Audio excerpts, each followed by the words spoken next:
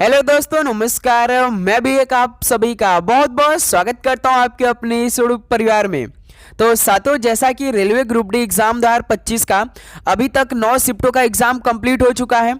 तो साथियों, जिस तरह से 27 और 28 नवंबर का पेपर कुछ अलग था और कल 1 दिसंबर का पेपर कुछ अलग था, यानी आपके पूरे पेपर का सवाल बदल चुका है, आपके पूरे एग्जाम का पैटर्न बदल चुका है। खास तौर पर जीएस, करंट अफेयर और साइंस का मैथ और रीजनिंग तो सेम वही आ रहे हैं जैसे 27 और 28 नवंबर के पेपर में आए थे। अब देखिए साथी, आपको किस लेवल का सवाल पढ़ना है, उसी लेवल का सवाल आज की इस क्लास में डिस्कस करने वाले हैं। यदि आपका एग्जाम आने वाले शिफ्टों में बाकी है तो इस क्लास के सभी प्रश्नों को देख लीजिए और इसी लेवल के सवाल आपको तैयार करना है। क्योंकि साथी, जैसे यदि आपने 27 और 28 नवंबर के पेपर का एनालिसिस किया होगा तो सवाल जो पूछे गए थे वो थोड़े से डिफिकल्ट लेवल के सवाल पूछे गए थे। लेकिन कल जो 1 दिसंबर से दूसरे चरण का ग्रुप डी का पेपर शुरू हुआ है तो इसमें कुछ अलग लेवल के सवाल पूछे गए थे, कुछ इजी लेवल के सवाल पूछे गए थे। जितने बेसिक से बेसिक हो सके क्वेश्चन, वही क्वेश्चन रेलवे ने कल 1 दिसंबर के पूरे तीनों शिफ्ट में पूछे थे। तो अब देखिए, 1 दिसंबर से लेकर 16 जनवरी तक पेपर चलने वाला है, तो सेम इसी के आधारित पर पूरा पेपर बनने वाले हैं। तो भाई, यदि आपका पेपर आने वाले दिनों में बाकी है तो इस क्लास के सारे क्वेश्चन देख लीजिए, आपका पूरा 45 नंबर कंप्लीट हो जाएगा। चाहे आप जीएस की बात करें, करंट अफेयर की बात करें, चाहे आप भाई साइंस की बात करें। जीएस के नाम पे तो करंट अफेयर हो रही है, तो पूरे 20 का 20 करंट अफेयर आपको सॉल्व मिल जाएगा इसी क्लास में। ओके, तो चलिए बिना टाइम वेस्ट करते हुए आज के इस पूरे पेपर का जो सवाल बदला उसको हल करते हैं भाई। तो आप सभी से प्लीज़ एक ही रिक्वेस्ट करेंगे कि अपने शिफ्ट में बैठने से पहले इस क्लास को कंप्लीट कर लीजिएगा, आपको काफ़ी फायदा होने वाला है। ओके मेरे दोस्त, तो चलिए आज का पहला प्रश्न हल करते हैं। तो ध्यान से देखिएगा, 2025 में निम्नलिखित में से किसने इंडिया एआई लॉन्च किया? बताइए, 2025 में किसने इंडिया एआई लॉन्च किया है? तो केंद्रीय आईटी मंत्री ने लॉन्च किया है। तो पहले का सी ऑप्शन बिल्कुल राइट आंसर हो जाएंगे। अगला सवाल कॉल करिएगा, क्वेश्चन नंबर सेकंड। विश्व मुक्केबाजी कप 2025 में स्वर्ण पदक जीतने वाले पहले भारतीय मुक्केबाज कौन है? विश्व मुक्केबाजी कप 2025 में स्वर्ण पदक जीतने वाले पहले भारतीय मुक्केबाज कौन है? तो हितेश गुलिया हैं। बी ऑप्शन यहां से बिल्कुल राइट आंसर हो जाएंगे। चलिए अगला सवाल कॉल करिए, क्वेश्चन नंबर थर्ड। अप्रैल 2025 में भारत और इटली ने निम्नलिखित में से किस क्षेत्र में सहयोग बढ़ाकर अपनी राजनीतिक साझेदारी को मजबूत किया है? बताइए, अप्रैल 2025 में भारत और इटली ने निम्नलिखित में से किस क्षेत्र में सहयोग बढ़ाकर अपनी रणनीतिक साझेदारी को मजबूत किया है? तो याद रखिएगा, व्यापार, रक्षा, स्वच्छ और ऊर्जा और कनेक्टिविटी को बढ़ावा करके। तो सी ऑप्शन यहां से बिल्कुल राइट आंसर हो जाएंगे। नेक्स्ट अगला सवाल कॉल करिएगा, क्वेश्चन नंबर 4। 24 फरवरी से 28 फरवरी तक मनाए गए वित्तीय साक्षरता सप्ताह 2025 की थीम क्या थी? बताइए, 24 फरवरी से 28 फरवरी तक मनाए गए वित्तीय साक्षरता सप्ताह 2025 की थीम क्या थी? तो याद रखिएगा, वित्तीय साक्षरता महिलाओं की समृद्धि थी। तो सी ऑप्शन इस सवाल का राइट आंसर हो जाएंगे। नेक्स्ट अगला सवाल कॉल करिए, क्वेश्चन नंबर 5। नवंबर 2024 में 55वें भारतीय अंतर्राष्ट्रीय फिल्म महोत्सव की मेजबानी किस शहर ने की थी? बताइए, नवंबर 2024 में 55वें भारतीय अंतर्राष्ट्रीय फिल्म महोत्सव की मेजबानी किस शहर ने की थी? तो पणजी शहर ने। डी ऑप्शन यहां से बिल्कुल राइट आंसर हो जाएंगे। अगला सवाल कॉल करिएगा, क्वेश्चन नंबर 6। अक्टूबर 2024 में निम्नलिखित में से किसने भारतीय तटरक्षक बल के 26वें महानिदेशक के रूप में शपथ ली थी? बताइए, अक्टूबर 2024 में किसने भारतीय तटरक्षक बल के 26वें महानिदेशक के रूप में शपथ ली थी? तो परमेश शिवमणि ने ली थी। ऑप्शन यहां से बिल्कुल राइट आंसर हो जाएंगे। चलिए अगला सवाल कॉल करिए, question number 7। Space x mission 2025 का नाम क्या है जो अंतरिक्ष यात्रियों को सीधे पृथ्वी के ध्रुवीय क्षेत्रों पर ले जाएगा? बताइए, स्पेस एक्स मिशन 2025 का नाम क्या है जो अंतरिक्ष यात्रियों को सीधे पृथ्वी के ध्रुवीय क्षेत्रों पर ले जाएगा? तो भाई फ्रैम 2 है। डी ऑप्शन यहां से बिल्कुल राइट आंसर हो जाएंगे। अगला सवाल कॉल करिए, क्वेश्चन नंबर 8। 2024 में भारतीय सेमीकंडक्टर मिशन के तहत भारत के पहले वाणिज्यिक सेमीकंडक्टर निर्माण संयंत्र की स्थापना के लिए किस राज्य का चयन किया गया? बताइए, 2024 में भारतीय सेमीकंडक्टर मिशन के तहत भारत के पहले वाणिज्यिक सेमीकंडक्टर निर्माण संयंत्र की स्थापना के लिए किस राज्य का चयन किया गया था? तो भाई गुजरात राज्य का। डी ऑप्शन बिल्कुल राइट आंसर हो जाएंगे। चलिए क्वेश्चन नंबर 9 को हल करिए। कौन सा देश 2025 फीफा क्लब विश्व कप की मेजबानी करेगा जिसमें दुनिया भर के शीर्ष फुटबॉल क्लब भाग लेंगे? बताइए कौन सा देश 2025 फीफा क्लब विश्व कप की मेजबानी कर चुका है भाई, जिसमें दुनिया भर के शीर्ष फुटबॉल क्लब भाग लेने वाले हैं? तो याद रखिएगा संयुक्त राज्य अमेरिका में। ऑप्शन सी यहाँ से बिल्कुल राइट आंसर हो जाएंगे। चलिए अगला सवाल कॉल करिए। Question number 10। जनवरी 2025 में इसरो के 2025 के आगामी मिशनों पर उच्च स्तरीय समीक्षा बैठक की अध्यक्षता किसने की थी? बताइए जनवरी 2025 में इसरो के 2025 के आगामी मिशनों पर उच्च स्तरीय समीक्षा बैठक की अध्यक्षता किसने की थी? तो डॉक्टर जितेंद्र सिंह ने की थी। बी ऑप्शन यहाँ से बिल्कुल राइट आंसर हो जाएंगे। तो साथियों यदि आप चैनल पे नए तो चैनल को सब्सक्राइब करने के बाद नोटिफिकेशन को भी ऑन कर लेंगे, क्योंकि पूरे 16 जनवरी तक आपको ये क्लास देनी है। प्लस आप सभी लोगों के लिए एक अलग से पीडीएफ भी अवेलेबल हो चुका है। करंट अफेयर का एक भी सवाल इसमें से बाहर नहीं जाएगा, ये तो पक्का होने वाला है। यदि आपके पास मुश्किल से 1-2 दिन का समय बाकी है या आने वाले दिनों में एग्जाम बाकी है तो इस पीडीएफ को कंप्लीट कर लीजिएगा। Reasoning plus science plus current affair का एक भी क्वेश्चन इससे बाहर नहीं जाएगा। ये पीडीएफ केवल 50 रुपये का होने वाला है। इस नंबर पे केवल आप मैसेज करेंगे तो ये पीडीएफ आपको अवेलेबल करा दिया जाएगा। ओके, यदि आपके पास भाई मुश्किल से 2-3 घंटे का समय बाकी है तो भी इस पीडीएफ को पढ़ के अपना पेपर दे सकते हैं। ओके, देखिए क्वेश्चन नंबर 11। निम्नलिखित में से किस शहर ने नवंबर 2024 में यूरोपियन पॉलिटिकल कम्युनिटी समिट की मेजबानी की? बताइए किस शहर ने नवंबर 2024 में यूरोपियन पॉलिटिकल कम्युनिटी समिट की मेजबानी किया था? तो भाई बुडापेस्ट शहर ने। ऑप्शन है यहाँ से बिल्कुल राइट आंसर हो जाएंगे। अगला सवाल कॉल करिए। Question number 12। जनवरी 2025 में निम्नलिखित में से किसे नागरिक उड्डयन महानिदेशालय यानी डीजीसीए का महानिदेशक नियुक्त किया गया? बताइए जनवरी 2025 में किसे डीजीसीए का महानिदेशक नियुक्त किया गया? तो फैज अहमद किदवई को। ऑप्शन सी यहां से राइट आंसर हो जाएंगे। चलिए क्वेश्चन नंबर 13 को हल करिए। मार्च 2025 में भारत द्वारा किस देश से आयातित 5 उत्पादों पर एंटी डंपिंग शुल्क यानी एंटी डंपिंग ड्यूटी लागू किया गया? बताइए मार्च 2025 में भारत द्वारा किस देश से आयातित 5 उत्पादों पर एंटी डंपिंग शुल्क लागू किया गया? तो भाई याद रखिएगा चीन देश पर। ऑप्शन ए यहां से बिल्कुल राइट आंसर हो जाएंगे। चलिए क्वेश्चन नंबर 14 कॉल करिए। 2025 में प्रथम महिला हॉकी इंडिया लीग की मेजबानी निम्नलिखित में से किस शहर में की गई? 2025 में जो पहली महिला हॉकी इंडिया लीग की मेजबानी की गई थी वो किस शहर में की गई थी? तो रांची शहर में। ऑप्शन है यहां से बिल्कुल राइट आंसर हो जाएंगे। अगला सवाल कॉल करिएगा। Question number 15। निम्नलिखित में से 2025 में संयुक्त सैन्य अभ्यास धर्म गार्जियन 6वां भारत के साथ कौन सा देश था? बताइए दोस्त 2025 में संयुक्त सैन्य अभ्यास धर्म गार्जियन 6वें में भारत के साथ कौन सा देश था?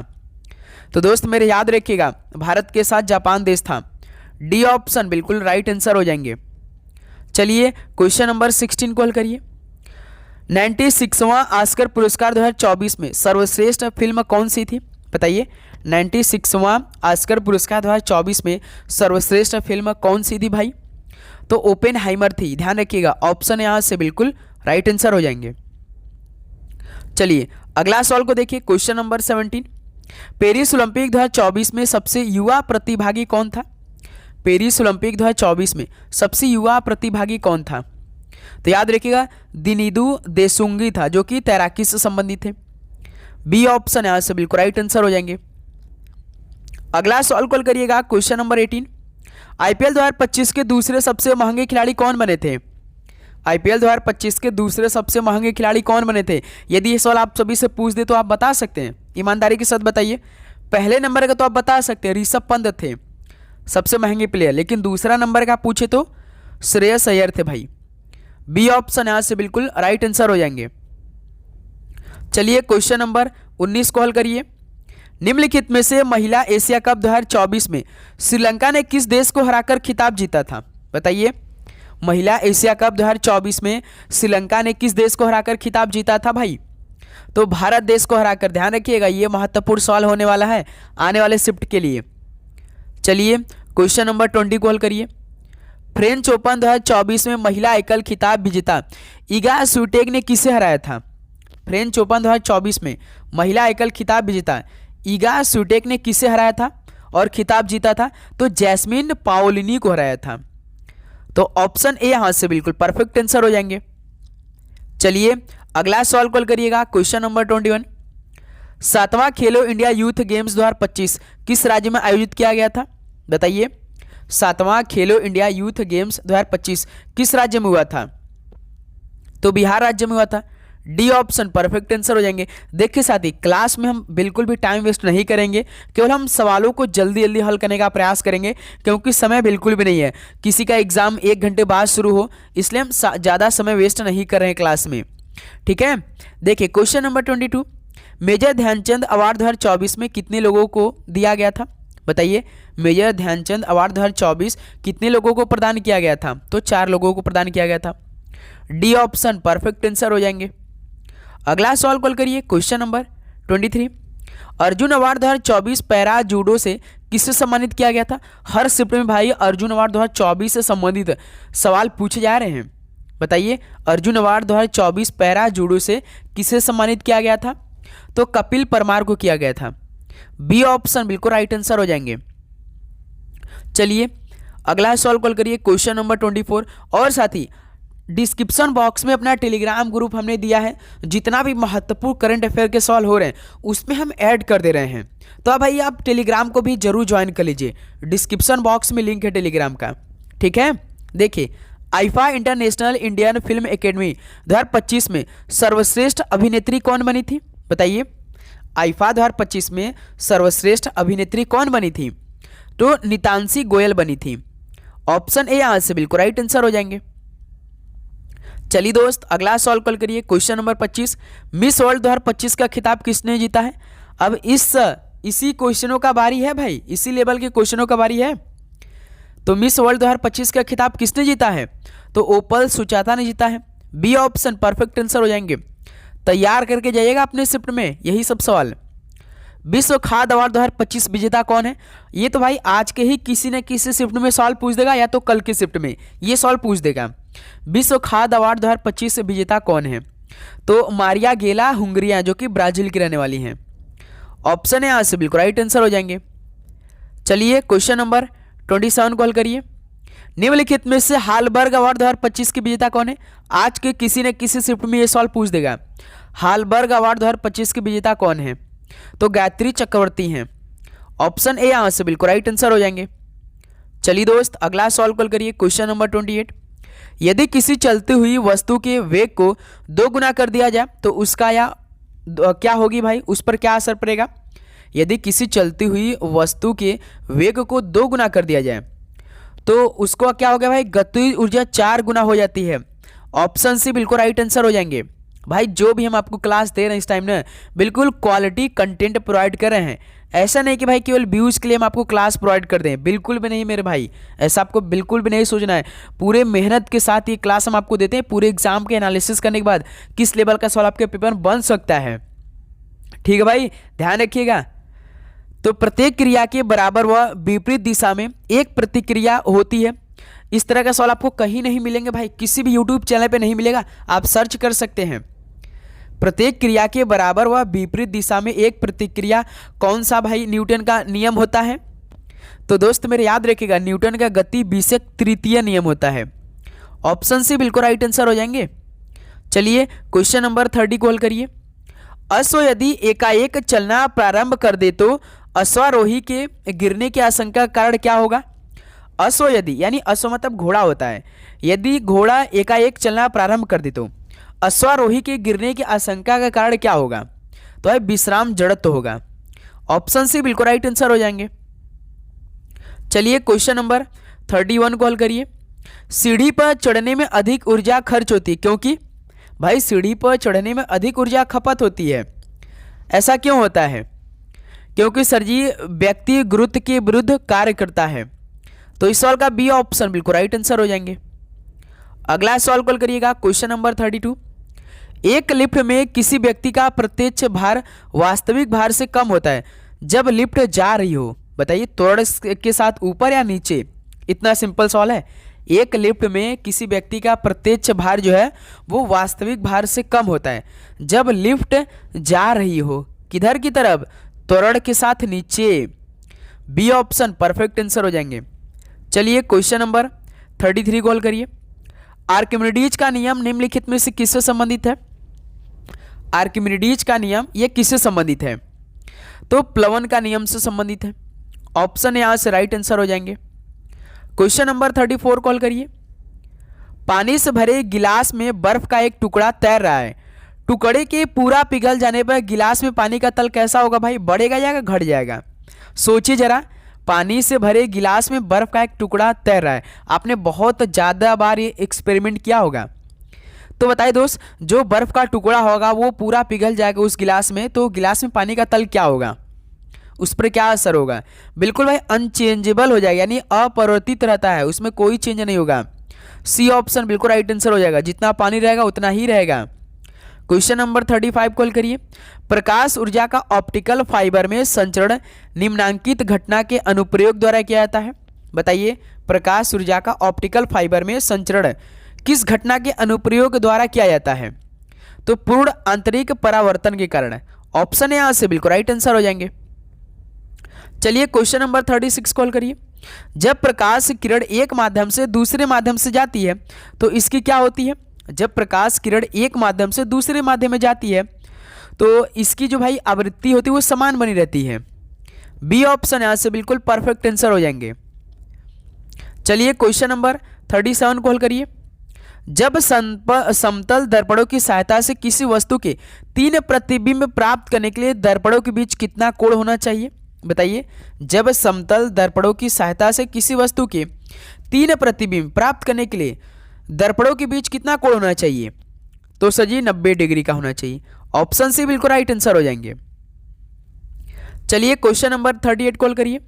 जब प्रकाश के लाल, हरा व नीला रंगों को समान अनुपात में मिलाया जाता है तो परिणामी रंग क्या होगा? जब प्रकाश के लाल, हरा व नीला रंगों को समान अनुपात में मिलाया जाता है तो परिणामी रंग कैसा होगा भाई, क्या होगा? तो सफेद हो जाएगा भाई। बी ऑप्शन परफेक्ट आंसर हो जाएंगे। चलिए अगला सवाल कॉल करिएगा। Question number 39। आइरिस का क्या काम होता है? आइरिस का क्या काम होता है? तो सर जी आंख में जाने वाले प्रकाश की मात्रा को नियंत्रित करना, यही आइरिस का काम होता है, ध्यान रखिएगा। ऑप्शन है बिल्कुल राइट आंसर हो जाएगा। तो साथियों आपके लिए तो मेहनत बहुत हो रहा है, तो आपको एक ही फर्ज बनता है कि भाई आप चैनल को जरूर सब्सक्राइब कर लीजिएगा, नोटिफिकेशन को ऑन करिएगा और सेशन को लाइक भी कर दिया कीजिए, क्योंकि भाई आपका एक लाइक ही तो हमें मोटिवेट करता है। आपके लिए इतना मेहनत दिन रात होती है। प्लस ये 16 जनवरी तक क्लास आने वाली है, एक भी दिन गैप नहीं होने वाला है, तो भाई आप जरूर से डेली क्लास ज्वाइन जरूर करिएगा यदि आपका पेपर अभी होने वाला है तो। ओके, प्रकाश के निम्नलिखित प्रकारों में से किनका पौधे द्वारा तीव्र अवशोषण होता है? प्रकाश के प्रकारों में से किनका पौधे द्वारा तीव्र अवशोषण होता है? तो भाई नीला और लाल के कारण। बी ऑप्शन बिल्कुल परफेक्ट आंसर हो जाएंगे। चलिए क्वेश्चन नंबर 41 को हल करिए। किसी परिपथ में एक बिंदु पर मिलने वाली धाराओं का बीजीय योग क्या होता है? किसी परिपथ में एक बिंदु पर मिलने वाली धाराओं का बीजीय योग क्या होता है? तो 0 होता है, यानी 0 होता है। बी ऑप्शन राइट आंसर हो जाएंगे। चलिए क्वेश्चन नंबर 42 को हल करिए। विशिष्ट प्रतिरोध का एसआई मात्रक क्या होता है? बताइए, विशिष्ट प्रतिरोध का एसआई मात्रक क्या होता है? तो ओम मीटर होता है। बी ऑप्शन राइट आंसर हो जाएंगे। चलिए क्वेश्चन नंबर 43 को हल करिए। निम्नलिखित में से कौन एक यौगिक है? तो इनमें से कौन एक यौगिक है? कल के शिफ्टों में तो बहुत सारे सवाल पूछे गए थे यौगिक से संबंधित, तो इनमें से कौन सा यौगिक है? तो जल होता है भाई एक यौगिक। डी ऑप्शन राइट आंसर हो जाएंगे। क्वेश्चन नंबर 44 कॉल करिए। निम्न में से कौन न तो तत्व है और न ही यौगिक है? तो इनमें से भाई न तो तत्व है और न ही यौगिक है, तो ऐसा कौन सा है? तो वायु है। ऑप्शन ए यहां से बिल्कुल परफेक्ट आंसर हो जाएंगे। चलिए दोस्त क्वेश्चन नंबर 45 कॉल करिए। निम्नलिखित में से किस यौगिक की आवृत्ति चतुष्फलकीय होती है? तो किस यौगिक की आकृति चतुष्फलकीय होती है? तो भाई याद रखिए कार्बन टेट्राक्लोराइड की। तो इस सवाल का बी ऑप्शन को हम लॉक करेंगे। चलिए अगला सवाल कॉल करिएगा। Question number 46। अमोनिया क्लोराइड का जलीय विलयन होता है तो कैसा होता है भाई? अमोनिया क्लोराइड का जलीय विलयन होता है जो कि भाई क्षारीय होता है। बी ऑप्शन यहाँ से राइट आंसर हो जाएंगे। चलिए दोस्त क्वेश्चन नंबर 47 कॉल करिए। किसी वैज्ञानिक ने तत्वों की आवर्त सारणी को परमाणु द्रव्यमान के बढ़ते क्रम में व्यवस्थित किया था? तो किस वैज्ञानिक ने तत्वों की आवर्त सारणी को परमाणु द्रव्यमानों के बढ़ते क्रम में व्यवस्थित किया था? तो दिमित्री मेंडलीव ने किया था। डी ऑप्शन बिल्कुल राइट आंसर हो जाएंगे। चलिए क्वेश्चन नंबर 48 कॉल करिए। आधुनिक आवर्त सारणी में तत्वों के वर्गीकरण का आधार क्या है? आधुनिक आवर्त सारणी में तत्वों के वर्गीकरण का आधार क्या होता है? तो परमाणु संख्या है। ऑप्शन ए यहां से बिल्कुल राइट आंसर हो जाएंगे। चलिए क्वेश्चन नंबर 49 कॉल करिए। कास्टिक सोडा का रासायनिक सूत्र क्या होता है? कास्टिक सोडा का रासायनिक सूत्र क्या होता है? तो NaOH होता है। ऑप्शन ए यहां से बिल्कुल परफेक्ट आंसर हो जाएंगे। चलिए क्वेश्चन नंबर 50 कॉल करिए। अनबुझा चूना यानी क्विक लाइम का रासायनिक सूत्र क्या होता है? बताइए दोस्त, क्विक लाइम का रासायनिक सूत्र क्या होता है यानी अनबुझा चूना का रासायनिक सूत्र? तो CaO होता है यानी कैल्शियम ऑक्साइड हो जाएगा। ऑप्शन यहां से बिल्कुल परफेक्ट आंसर हो जाएंगे। अगला सवाल कॉल करिएगा क्वेश्चन नंबर 51। हवा में गर्म करने पर सिंदूर ये किसके ऑक्साइड में परिवर्तित हो जाता है? बताइए, हवा में गर्म करने पर सिंदूर ये किसके ऑक्साइड में परिवर्तित हो जाता है? तो भाई मरकरी के ऑक्साइड में परिवर्तित हो जाता है। ऑप्शन यहां से बिल्कुल राइट आंसर हो जाएंगे। क्वेश्चन नंबर 52 को हल करिए। आयतन के अनुपात में जल में हाइड्रोजन और ऑक्सीजन का अनुपात कितना होता है? आयतन में बताना है भाई कि जल में हाइड्रोजन और ऑक्सीजन का अनुपात क्या होता है? तो 2:1 होता है। ध्यान रखिएगा, बी ऑप्शन बिल्कुल राइट आंसर हो जाएंगे। चलिए क्वेश्चन नंबर 53 को हल करिए। कार्बन डाइऑक्साइड गैस जल से अभिक्रिया करके बनाती है तो कौन सा अम्ल बनाती है? कार्बन डाइऑक्साइड गैस जल से अभिक्रिया करके कौन सी अम्ल बनाती है? तो भाई याद रखिएगा, कार्बोनिक अम्ल बनाती है। बी ऑप्शन यहाँ से राइट आंसर हो जाएंगे। चलिए क्वेश्चन नंबर 54 कॉल करिए। जैविक उत्तकों के संचयन के लिए निम्नलिखित में से किसका उपयोग होता है? जैविक उत्तकों के संचयन के लिए किसका उपयोग होता है? तो सजी द्रव हीलियम का उपयोग होता है। बी ऑप्शन बिल्कुल राइट आंसर हो जाएंगे। अगला सवाल कॉल करिएगा क्वेश्चन नंबर 55। 3 से लेकर 12 समूह वाले तत्वों को कौन से ब्लॉक तत्व या संक्रमण तत्व कहा जाता है? तो 3 से 12 समूह वाले तत्वों को भाई डी ब्लॉक तत्व या संक्रमण तत्व कहा जाता है। तो इस सवाल का सी ऑप्शन बिल्कुल राइट आंसर हो जाएंगे। अगला सवाल को देखिए क्वेश्चन नंबर 56। पौधों की कोशिकाओं में ऑक्जेलिक अम्ल किस रूप में होता है? पौधों की कोशिकाओं में ऑक्जेलिक अम्ल किस रूप में होता है? तो कैल्शियम ऑक्जेलेट के रूप में होता है। बी ऑप्शन यहां से राइट आंसर हो जाएंगे। क्वेश्चन नंबर 57 कॉल करिए। हाइड्रा की स्रावी कोशिकाओं में कौन सा सहजीवी शैवाल मिलता है? हाइड्रा की स्रावी कोशिकाओं में कौन सा सहजीवी शैवाल मिलता है? तो भाई यूक्लोरेला मिलता है। ऑप्शन ए यहां से यूक्लोरेला बिल्कुल परफेक्ट आंसर हो जाएंगे। चलिए दोस्त क्वेश्चन नंबर 58 कॉल करिए। कवकों की कोशिका भित्ति किसकी बनी होती है? तो दोस्त मेरे कवकों की कोशिका भित्ति किसकी बनी होती है? तो काइटिन व हेमीसेल्यूलोज की बनी रहती है। डी ऑप्शन बिल्कुल परफेक्ट आंसर हो जाएंगे। ध्यान रखिएगा, काइटिन व हेमीसेल्यूलोज की बनी रहती है। डी ऑप्शन परफेक्ट आंसर हो जाएंगे। क्वेश्चन नंबर 59 कॉल करिए। मादा पुष्प के किस भाग में निषेचन होता है? मादा पुष्प के किस भाग में निषेचन होता है? तो अंडाशय में होता है। बी ऑप्शन बिल्कुल राइट आंसर हो जाएंगे। ओके, चलिए दोस्त अगला सॉल्व कल करिए क्वेश्चन नंबर 60। गुद्देदार थैलेमस किसमें खाने योग्य होता है? गुद्देदार थैलेमस किसमें खाने योग्य होता है?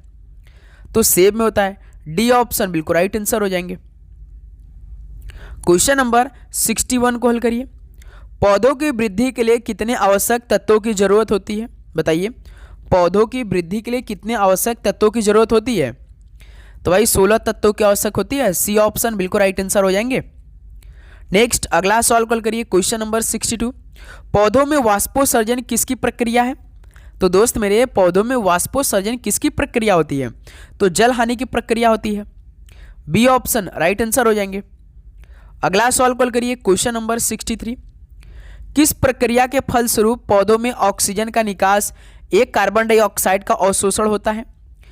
किस प्रक्रिया के फलस्वरूप पौधों में ऑक्सीजन का निकास एक कार्बन डाइऑक्साइड का अवशोषण होता है? तो भाई प्रकाश संश्लेषण में। ऑप्शन है यहां से बिल्कुल राइट आंसर हो जाएंगे। तो अगला सवाल कॉल करिए, प्रकाश संश्लेषण की दर सबसे अधिक होती है तो किन रंगों के प्रकाश में प्रकाश संश्लेषण की दर सबसे अधिक होती है? तो भाई लाल रंग के प्रकाश में सबसे अधिक होती है।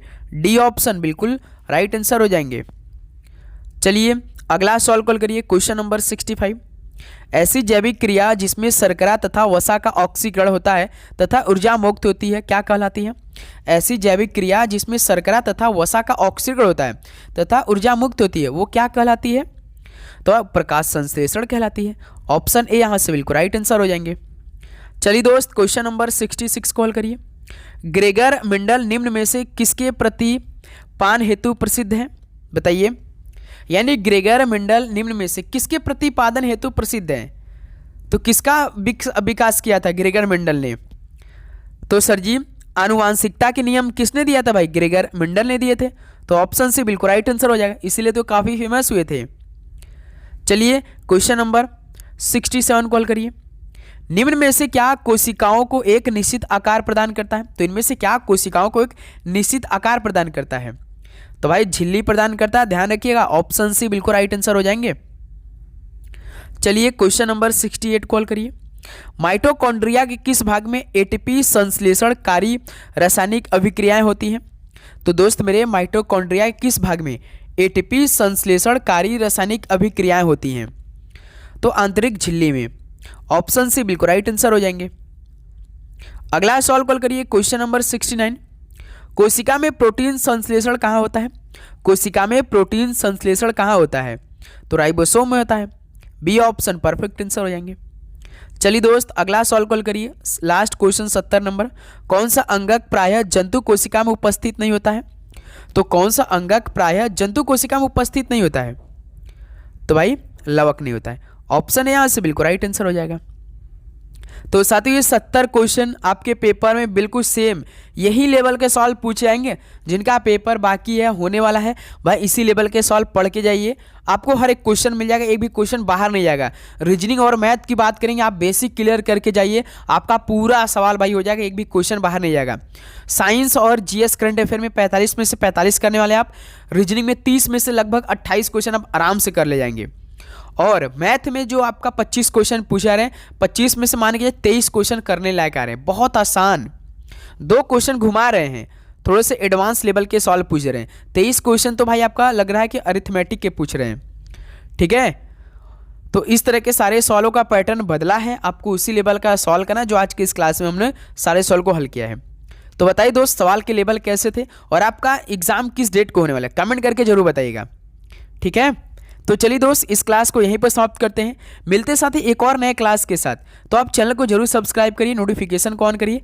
मिलते हैं नेक्स्ट सेशन में। आप सभी को जय हिंद जय भारत और आपको एग्जाम के लिए बेस्ट ऑफ लक। तो जय हिंद जय भारत, पढ़ाई करते रहिए, ऑल द वेरी बेस्ट, धन्यवाद।